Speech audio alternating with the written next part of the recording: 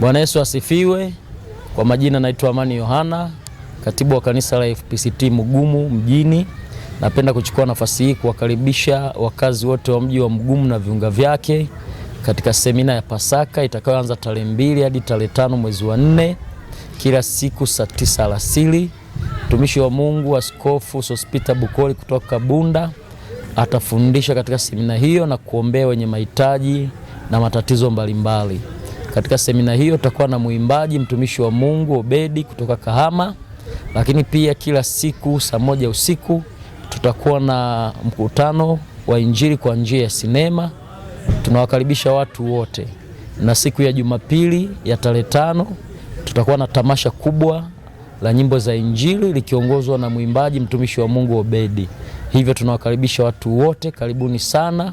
Tunaamini Mungu atawahudumia. Semina hii itafanyikia katika kanisa letu la FPCT Mugumu mjini kila siku saa 9 alasiri mpaka saa 11:30 jioni.